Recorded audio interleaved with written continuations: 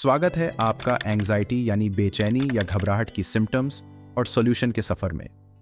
आज हम एंग्जाइटी के सिम्टम्स 21 से 25 तक को एक्सप्लोर करेंगे।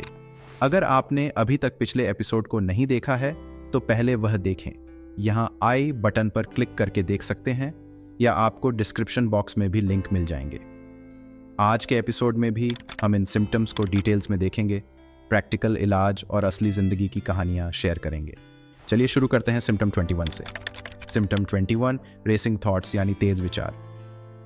एंग्जाइटी के साथ आने वाले बेकाबू ख्यालात आपके फोकस और रिलैक्सेशन को बिगाड़ सकते हैं, जिससे आप दिलों में भारीपन महसूस कर सकते हैं।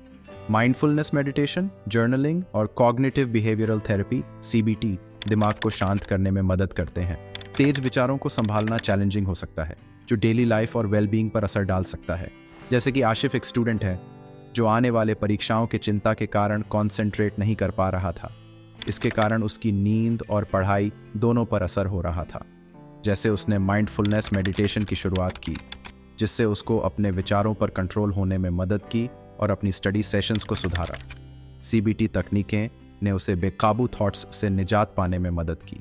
सिम्टम 22 सोशल विथड्रॉवल यानी सामाजिक अलगाव। एंग्जाइटी की वजह से सोशल एक्टिविटीज से दूरी बनाना आम बात है, जो आपको आपके फ्रेंड्स और आपके प्यारे लोगों से अलग कर देता है।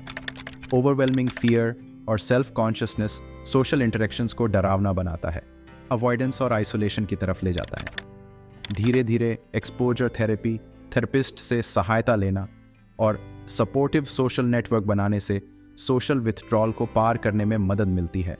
जैसे कि एमिली, एक यंग प्रोफेशनल, ने सोशल इवेंट्स से बचना और अपने आप को अलग करना शुरू किया।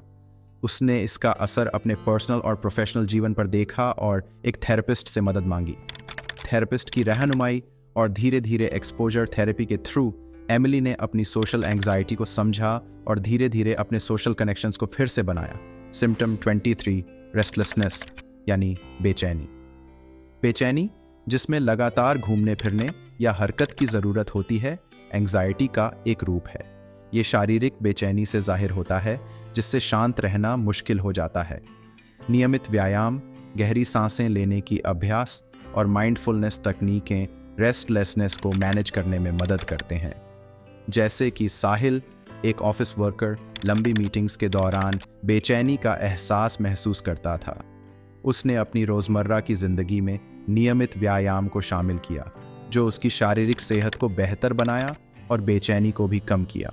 मीटिंग्स के दौरान डीप ब्रीथिंग की एक्सरसाइज करने से उसने शांत रहने और ध्यान लगाने में मदद मिली। सिम्टम 24 नौजिया यानी मन अजीब करना। एंग्जाइटी के कारण पैदा होने वाली अजीब से घबराहट खाना खाने की इच्छा को कम कर सकती है और असुविधा पैदा कर सकती है। कभी कभी पेट खराब होना या कमज़ोर महसूस होना, जो अक्सर चिंता की शारीरिक अभिव्यक्ति होती है। अदरक की चाय, रिलैक्सेशन तकनीकें और हेल्थ केयर प्रोवाइडर से सलाह लेना नौजिया को कम करने में मदद करता है। जैसे कि अलेक्सा, एक टीचर, अपनी क्लासरूम में दाखिल होने से पहले अक्सर पेट खराब की फीलिंग महसूस करती थी। इससे उसकी टीचिंग क्षमता और वेल बीइंग दोनों पर असर पड़ रहा था। उसने काम से पहले अदरक की चाय पीना शुरू किया, जो उसके पेट को स्टेबल करने में मदद करता था। रिलैक्सेशन तकनीकों का इस्तेमाल करते हुए उसने पेट खराबी के एपिसोड को कम किया और अपनी टीचिंग एबिलिटीज़ में अपना कॉन्फिडेंस फिर से प्राप्त किया। Symptom 25 panic attacks. Panic attacks, जो इंटेंस फियर के सिम्टम्स हैं, अक्सर शारीरिक लक्षणों के साथ आते हैं। ये एक अचानक आने वाला ओवरवेलमिंग इमोशंस और सेंसेशंस का तूफान है, जो व्यक्तियों को बेबस महसूस कराता है।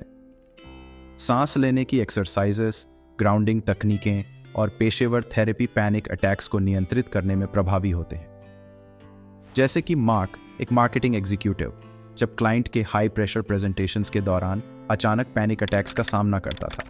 ये उसे बेबस और अगले मीटिंग्स के लिए एंक्सियस महसूस कराता था। मार्क ने गहरी सांस लेने की एक्सरसाइजेज और ग्राउंडिंग तकनीकों को अपनाना शुरू किया, जो पैनिक एपिसोड के दौरान अपने कंट्रोल को फिर से प्राप्त करने में मदद करते थे। थेरेपी ने उसे कोपिंग स्ट्रेटजीज दी, जिससे पैनिक अटैक्स कम और हल्की हो गई। हमने सिम्टम्स 21 से 25 तक का सफ़र किया, इन्हें हाईलाइट करते हुए और रेजिलियंस और रिकवरी की कहानियाँ शेयर की। क्या आप इन सिम्टम्स से संबंधित हैं या अपने स्ट्रैटेजीज शेयर करना चाहते हैं? कृपया कमेंट्स में ज़रूर शेयर करें। आपके इंसाइट्स दूसरों को इस सफ़र में सपोर्ट और इनकरेज प्रोवाइड कर सकते हैं।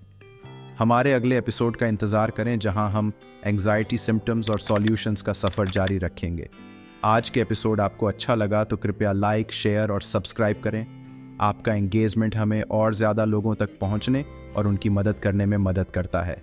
एंग्जाइटी यानी बेचैनी की सिम्टम्स और सॉल्यूशन के सफ़र का हिस्सा बनने के लिए शुक्रिया। अगले एपिसोड में मिलते हैं।